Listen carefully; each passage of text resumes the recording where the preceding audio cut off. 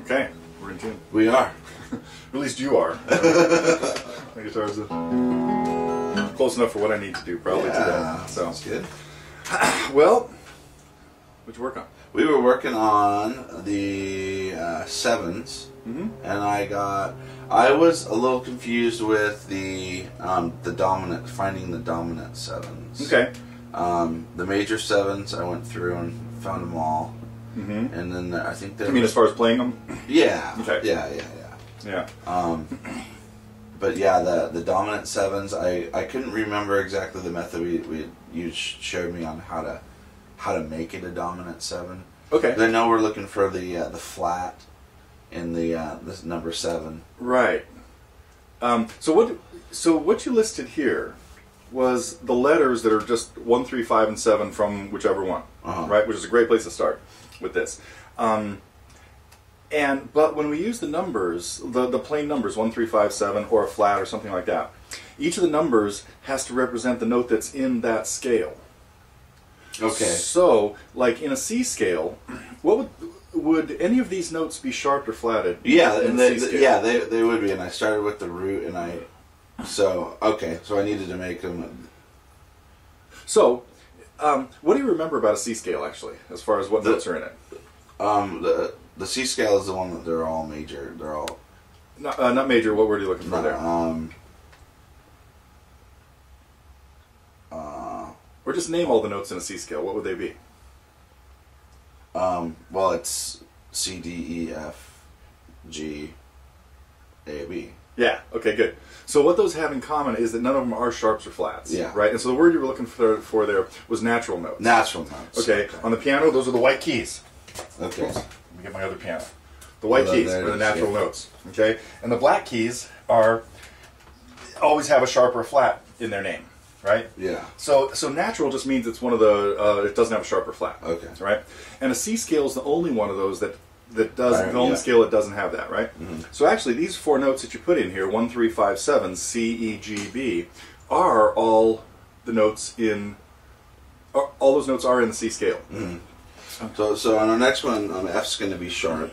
Right, okay. So we're looking at a D. Yeah. And what you have written there is DFAC, which is just, and again, every time you're looking for the letters of a chord, like the 1, 3, 5, or 7, or 9, or even bigger ones, it's a great idea to just rattle off the letters first, like knowing the alphabet in every other letter, and being able to say, oh, every D chord is going to be D, F, and A, but now I got to check it for sharps or flats, or check the distances.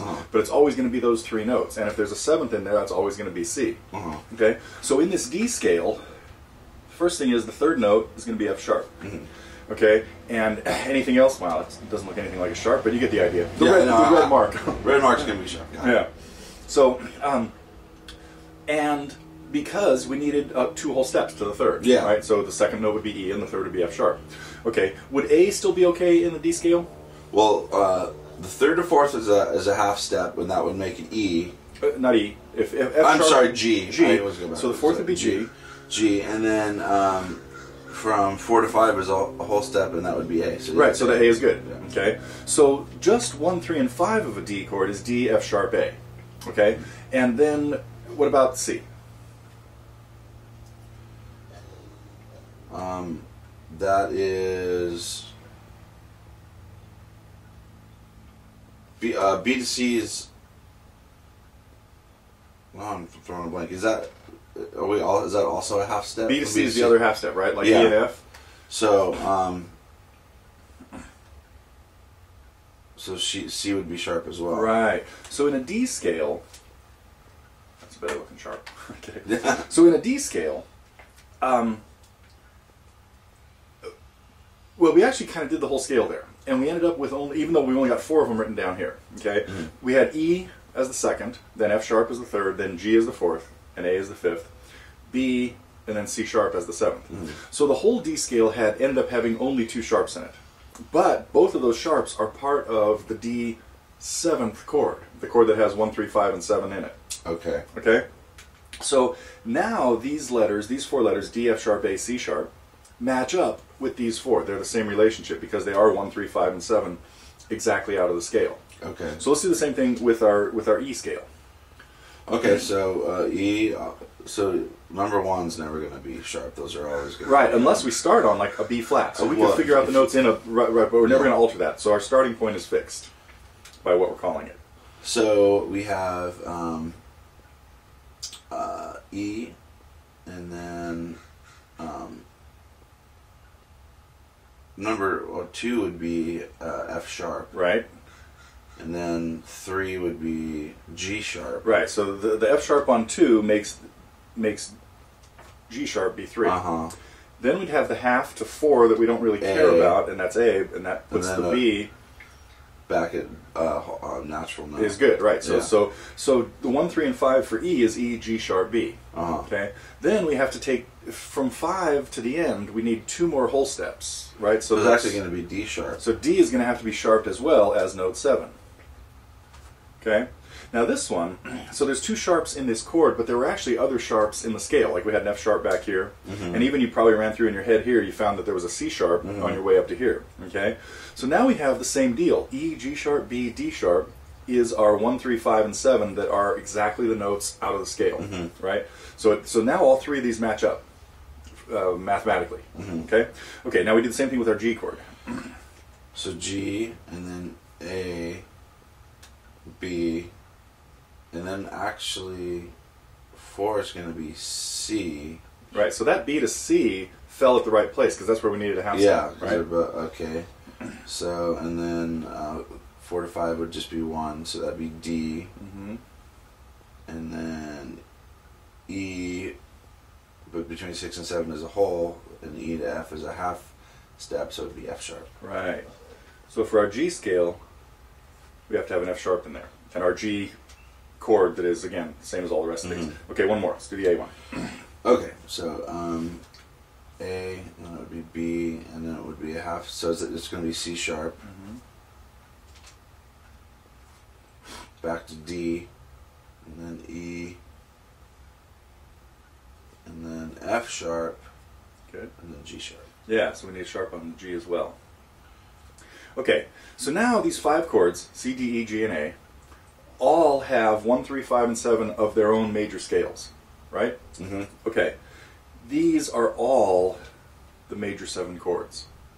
So that's the definition of a major 7 chord, this right here. Okay, and this is what we just did with all 5 of these chords, right? Wait, say that one more time so I'm understanding.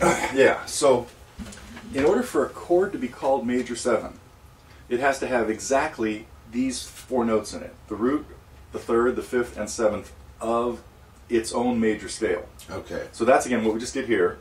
So all 5 of these, this is really, we could make this the column. This is the major 7 column. Okay? So all these chords are major 7th chords. Okay. And now, if we want to do the other one, the dominant 7th chord, we have to change 1 note in every chord. So it'd be the 7th. Right. So for the dominant 7th does that mean chord, we just flat it? Yeah. We just. So for over here, for dominant 7, we have to have 1, 3, 5, and flat 7. So with each one of these, we're just going to change the 7th note. So in the C chord, the 7th note's going to change. So we're still going to have B, a C, E, G, and then we're going to have B flat. Right. Okay. Then it was C sharp would become C. For the D chord, right? So the C sharp. Okay. And then E chord would be D. Sharp would become D. Right. So again, flatting all those sharp notes just takes you to a natural note. Yeah. So they're all natural. So right. So as it turns out, all of these had sharps on the 7th note, so they're all going to have natural notes on the dominant 7th, always going to have a natural note. Okay. And the C, having a B natural, is going to have a B flat now. Okay. So now, to play each of these, let's start with D. So there's just our D major chord. So what 3 notes are you playing now? Without even looking at the guitar, what notes should you be playing? You could look at this. Oh, I should be playing D, F sharp, and A. Yeah, okay, so everything you're playing there is a D, F sharp, or an A. Okay, now let's name each of the notes you have. So starting from the 4th string, which is the lowest one we're going to be playing, what do you have there? This is D. Good, so that's the root. Okay, what do you have on the next string? And then, so this is my G string. This would be A. Right. So that's which part of the chord? What number? The 3 or 5. 5. Right. Okay. So the important thing there was they don't necessarily go in order on the guitar. No. They go in kind of in random order. You know, they go in whatever's convenient for how the guitar is tuned and how you're fingering things and stuff like that. Okay. Okay. So on our D chord, we've got the lowest string, we've got the root, which is generally what we want. Remember, we always want to play the root in the bass of anything we're doing. Yeah. Okay, unless we have a reason to do something else. Anyway, then you have a 5th on the next string. Then on the 2nd string, you have what?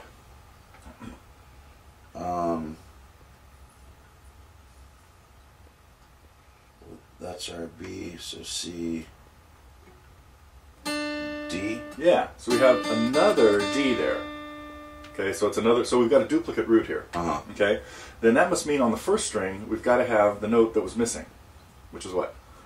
Or C sharp. No, C sharp would be the 7th. Oh, that's. No, that's not. That's not C. I mean, that'd be E, F. That's F sharp. Right. Oh yeah. Yeah, F with a blur. Yeah. Okay. So basically, that doesn't. Yeah, it doesn't look like you F don't sharp. have a P chord. Yeah, I know. Okay. Here's the first thing I wrote this morning. It's kind of, you know, my Warming coordination up. hadn't quite gotten that. That's okay. They got real good at the end. They got better at the Yeah. end, yeah. Yeah, I got better control. So, okay. So, our D major chord, as a matter of fact, all of our major chords are just this, 1, 3, and 5. And getting back to this, to back up a step, we have 2 basic kinds of triads that we're talking about creating 7th chords out of. Okay, and we haven't done any of this one yet today. But again, to change a major triad to a minor triad, we flat the 5th. So The 3rd. I'm sorry. Thanks. Yeah. Way to go. See, brain isn't quite working yet either. That's okay. Mouth talks, brain thinks, follows later. Way to go. Okay. Good. Okay. So, like in this D chord, well, like up here, we're looking at a C chord. We'd have to change the E to an E flat. And in a D chord, we'd have to change the F sharp, to an F. And you can think about how a D minor chord looks by changing the note on the 1st string from the 2nd fret to the 1st fret. Yeah. Right? Okay. Now, though, to create a 7th chord out of that, we have to add another note. We have to have a 4th note. We have to have the 7th. And we have 2 possible 7ths, depending on whether we want to play the major 7th chord or the dominant 7th chord. So, back to our D chord. If we want to play D major 7, we know that we have to add C sharp. C sharp. So we got to find a reasonable place to play C sharp that hopefully doesn't affect any of the notes, any of the other notes of the chord that are necessary.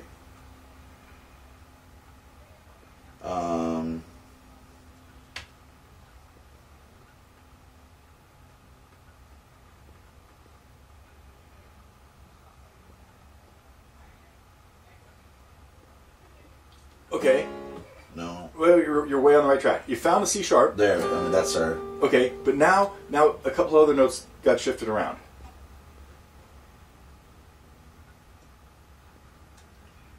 So Well, that's. now you're onto something. There you go. Yeah.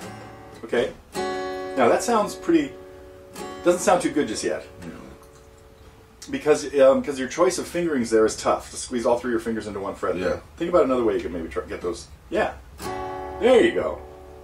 Okay. So for D major 7, do you see what you did there? Was you found a C sharp first of all, and luckily it was on the string where we had a D to begin with, and we already had another D in the bass, so it was okay to like lose that D, and we added the C sharp then on the 2nd string at the 2nd fret, right?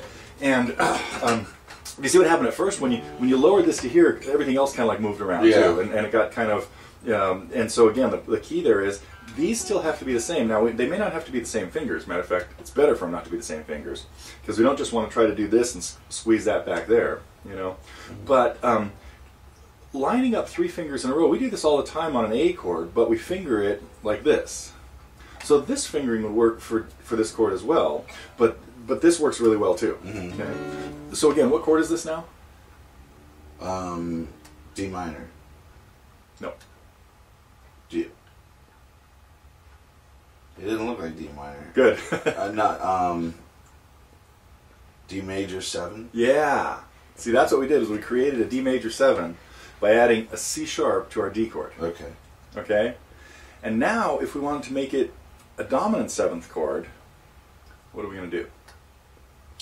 flat our C and make it a natural C note. So how'd you play that? That's our normal, Right? and that's our major 7. Right? And there you go. And that should look familiar. Yeah, it does. So see, now we have a C natural on the second string at the same spot where we had D for the chord to be major, C sharp for the chord to be major 7, and then C natural for the chord to be dominant 7. Okay. And then don't forget, dominant 7, we usually shorten that to just call it 7th. Okay. And that so D 7th and D major 7 are really our two different things, but we've been using the term dominant to make them even more distinct. Okay? Just like if we just say D, if I say play a D chord, what are you really going to play? What's like the full name for just a D chord? Major. Major. D yeah. major. So it's like we drop the term major. Major is just understood. It's the default if we don't say anything else. But if we want anything other than just a major triad, we have to specify what it is. Okay. And in sevenths, if we just call it 7th, we're meaning dominant 7th.